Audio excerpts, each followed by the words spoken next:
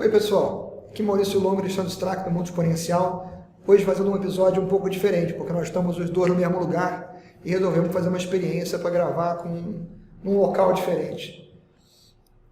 Hoje a gente vai falar sobre o valor dos dados que sua empresa tem. É uma questão que é frequentemente ignorada pelas empresas, mas como o Alexandre gosta muito de falar, quando a gente faz palestras e eventos, as empresas às vezes estão sentadas em minas de ouro sem se dar conta disso, não é, Alexandre? Exatamente. Na verdade, eu uso um termo um pouquinho diferente, né? Eu falo que elas estão dormindo sobre o pote de ouro. E realmente o que se vê é que a maioria das empresas negligencia a quantidade de dados que tem e o valor que esses dados têm para a geração de novas oportunidades de negócio. É fato também que muitas vezes os dados não têm a qualidade que se imagina. Mas ainda que ela não seja a melhor qualidade possível, fatalmente existem dados ricos que estão ali adormecidos, podendo gerar oportunidades que estão absolutamente esquecidas. Se você ainda não assinou o canal, clique aqui embaixo para assinar e marque o sininho para ser notificado quando saem novos vídeos. Se você está escutando o podcast e ainda não fez a sua assinatura, procure na sua plataforma de preferência para que você seja avisado quando forem lançados novos episódios. Se você gostar do que você vir e ouvir aqui, deixe o seu like, que o feedback é interessante para nós. Tem um outro ponto, que é que se você não está trabalhando os dados, você não tem como saber o que é que pode estar faltando ali. E com isso você pode estar perdendo a oportunidade de completar os seus datasets, né, seus conjuntos de dados, para que eles possam te trazer o benefício máximo que você pode tirar deles. E às vezes são coisas simples que, numa simples análise, numa simples olhada, você já conseguiria ver, poxa, se eu tivesse mais essa informação que ficou faltando, isso aqui ganharia um outro significado para mim, teria um outro potencial. Uma outra coisa importante também é que, se você levar em consideração a quantidade de sistemas que normalmente você tem numa companhia estabelecida com algum tempo de vida, isso significa um volume de dados muito grande. Ou seja, você tem vários sistemas, vários dados de vários anos, e isso daí é onde reside a riqueza da informação que você pode e provavelmente está negligenciando. Quando você começar a trabalhar com esses dados, seja através de um business intelligence ou depois através de uma análise mais profunda, usando analytics, aproveitando big data, tirando mais informações desses dados, quando você colocar os dados para serem melhores analisados, seja por uma equipe de data science ou mesmo uma equipe de inteligência artificial, é que vão emergir aonde estão claramente os problemas com seus dados. Muitas vezes faltam dados complementares, como o Maurício acabou de colocar, outras vezes não faltam dados, mas os dados como você coletou com problemas. Isso é muito comum, porque grande parte dos dados virão de sistemas ERPs, aonde a captura da informação nem sempre é feita no momento que deveria ser.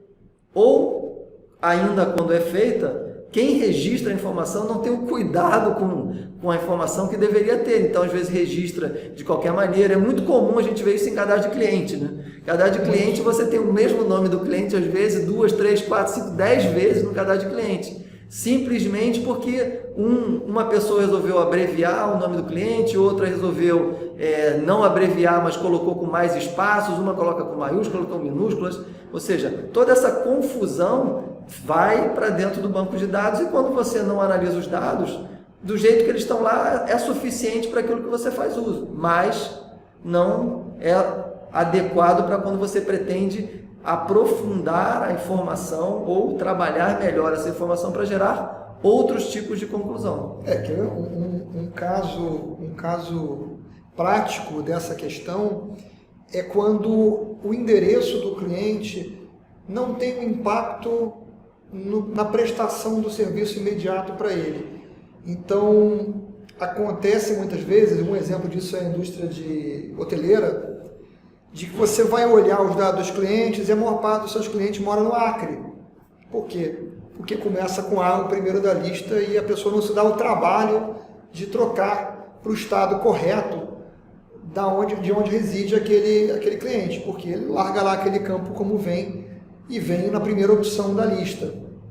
Então esse é um tipo de exemplo que uma informação que poderia ser rica para você fazer uma análise sobre o perfil dos seus clientes, por exemplo, está comprometida por uma bobagem, que é o fato das pessoas que preenchem a informação não considerarem aquilo ali importante, não verem utilidade naquilo e então preencherem de qualquer jeito, né? Ou não alterarem aquela informação padrão. Mas como reverte isso, né? Como você sai dessa situação para uma situação melhor? A partir do momento que você passa a dar valor para os dados e passa a analisá-los e começa em cima disso a tomar decisões, sejam elas decisões ainda que humanos tomam, pautados em relatórios, em dashboards, em análise dessas informações, esse é um tipo de tomar de decisão, ou mesmo quando você parte para decisões automatizadas que um algoritmo, uma solução de inteligência artificial pode determinar. Ou seja, quando você começa então a trabalhar com esses dados e você identifica que as suas decisões não são boas ou que as decisões automatizadas não conseguem ser boas, por mais que você tenha volume de dados para ensinar esse algoritmo a tomar decisões, as decisões estão sempre com um nível de qualidade que não estão adequadas, é quando você então passa a se preocupar com a qualidade do dado que você captura. Isso vai permeando a organização de tal forma que a cultura e a preocupação com a coleta da informação e com o trabalho dessa informação, o registro criterioso, muda completamente a forma como se passa a validar e a registrar essa informação. E aí você começa a ter dados com qualidade para que as suas decisões sejam melhores. Tendo a visibilidade da aplicabilidade da informação, de como aquela informação pode ajudar no trabalho, pode ajudar nos resultados, as pessoas que manipulam a informação começam a encarar esse trabalho com uma outra visão, porque elas passam a entender qual é o valor que aquilo ali tem no trabalho delas, qual é o valor que aquilo tem para trazer o resultado da organização e como trabalhar essas informações pode afetar esse resultado. E essa transparência, vamos dizer assim, de propósito, de compreensão para as pessoas, ou de explicação para as pessoas de como aquilo ali é utilizado, que faz com que elas se engajem em fazer a coisa de forma cada vez melhor. Porque uma vez que elas entendam essa questão e vejam o valor, você não vai estar mais limitado à sua percepção, à percepção de quem está fazendo a análise. Aquelas próprias pessoas que fazem a coleta das informações, elas vão passar a ter uma visão do que mais elas podem recolher de informação e que vai contribuir possivelmente para você poder ter uma melhor análise do que está acontecendo na sua empresa, com seus clientes. Até porque a evolução dos dados, ela não é 0-1, né? Não é uma coisa, está perfeito e está totalmente imperfeito. É um trabalho de melhoria contínua que não tem fim. Até porque no primeiro momento, quando você começar a usar os dados e você começar a depurar esses problemas que vão sendo encontrados, é um trabalho que um pedaço dele pode ser feito automatizado e outro pedaço vai precisar das pessoas. Então, ou seja, as pessoas vão continuar tendo que trabalhar com a preocupação de registrar corretamente a informação. E esse trabalho vai fazendo com que cada vez mais os algoritmos, os trabalhos que estejam feitos em cima desses dados melhorem, fazendo com que as pessoas passem a ter que se preocupar menos com o trabalho de limpeza e mais com o trabalho de captura e registro da informação com qualidade. Para a gente fechar um pouco essa questão, eu vou dar um outro exemplo, pegando ainda a mesma indústria hoteleira que eu comentei, para dar um exemplo de como as empresas hoje estão sentadas no pote de ouro, como diz o Alexandre, e não estão fazendo uso desse pote de ouro. Focando na indústria hoteleira, durante 2 anos eu viajei praticamente todas as semanas do ano. E a maior parte dessas semanas eu fiquei hospedado em 2 hotéis diferentes. Em um desses hotéis, eu só jantei no hotel uma vez, vamos dizer, num período de 52 semanas.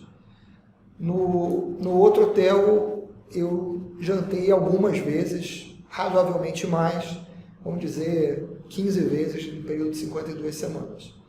o que você esperaria? Essa informação está disponível para o hotel, para a empresa que administra o hotel. Não parece curioso que ficando 52 semanas no hotel, eu só tenha jantado no hotel uma vez? E o hotel tem essa informação, porque ele tem um registro das minhas estadias e tem um registro das vezes que eu consumi no restaurante. O fato é que ele não cruza essa informação faz com que ele perca a oportunidade, de entender por que é que eu não jantava no hotel, e 2, entendendo isso e tomando alguma ação, aumentar a receita dele, fazendo com que eu, algumas vezes, ficasse para jantar no hotel. Então você vê que claramente a informação está disponível, mas ninguém está olhando para aquela informação. E como consequência, está se perdendo uma oportunidade de ter um faturamento maior. Esse é um bom exemplo, porque acontece não só com a questão dos hotéis, como acontece com vários tipos de relacionamento comercial que fornecedores têm com seus clientes e muitas vezes não analisam que eles estão perdendo oportunidades que já existiam e que simplesmente eles menosprezam a oportunidade, entendendo o que acontece com os dados que estão registrados das diferentes formas de venda, dos diferentes canais, enfim, das diferentes oportunidades. Eu vou citar um exemplo também, que eu acho que é muito interessante, porque ele vai abordar uma outra questão, que é a questão da maturidade das empresas com relação aos resultados que surgem a partir de alguns trabalhos feitos com os dados, como, por exemplo, análises preditivas. Quando você trabalha com análises preditivas, o resultado dos algoritmos ele pode ser completamente diferente do que a percepção dos executivos ou dos tomadores de decisão tenham em relação àquilo que está sendo analisado. Isso tem um impacto muito significativo, porque na grande maioria das vezes o que ocorre é que os executivos, dada a sua experiência naquele ramo, naquele segmento, ignoram os resultados que são apresentados a partir dos dados e passam a continuar tomando decisões pautadas em percepção quando os fatos demonstrados pelos algoritmos são muito mais assertivos e mostram uma realidade completamente contrária. O exemplo que eu vivi é um exemplo onde nós fizemos uma análise preditiva levando em consideração a quantidade de vendas de um determinado produto e conseguimos identificar uma crise para aquele mercado em questão que aconteceria dali a 6, 8 meses depois que nós apresentamos o resultado. E nós tínhamos muita segurança que a qualidade do algoritmo era bastante boa e o nível de erro era muito baixo. Quando nós apresentamos para os executivos, no primeiro momento eles ficaram perplexos com aquele resultado e não acreditaram na possibilidade daquilo ser verdade. O que aconteceu então? Nós continuamos medindo mês a mês os resultados realizados, comparando com aquilo que nós prevíamos quando rodamos e quando executamos aquelas análises. E a realidade vinha se demonstrando absolutamente coerente com aquilo que a gente tinha percebido. Resumindo, o que aconteceu? Passados 6, 8 meses, a tal crise chegou, mas os executivos não se beneficiaram daqueles resultados para tomar as decisões corretas e perderam a oportunidade de ou ganhar no momento da crise ou deixar de perder no momento da crise. Muito comum. Bom, espero que a gente tenha coberto aqui isso de uma forma que tenha lhe provocado algumas reflexões sobre o que você pode estar deixando de aproveitar dentro da empresa, quais oportunidades podem estar disponíveis, e a gente se vê no próximo vídeo. Só mais um recadinho final. Uma outra coisa que nós não falamos, mas que também é possível de ser feita a partir dos lados, um outro modelo de exploração de negócio, é o fato de você usar os seus dados como insumo para outros negócios, ou seja, existem vários negócios que querem se beneficiar dos dados que você tem, apesar de você não se beneficiar. Então, uma outra oportunidade de geração de negócio a partir dos seus dados é a oferta dos seus dados para outros negócios criarem em cima da sua realidade. Enfim, aqui nós abordamos algumas situações, mas com todas as complexidades agora advindas da Lei Geral de Proteção de Dados. Exatamente. E a necessidade de obter a autorização do seu cliente para fazer esse tipo de coisa. Claro, sempre respeitando, obviamente, os limites legais. Então, Ficamos por aqui. A gente volta no próximo vídeo. Um abraço.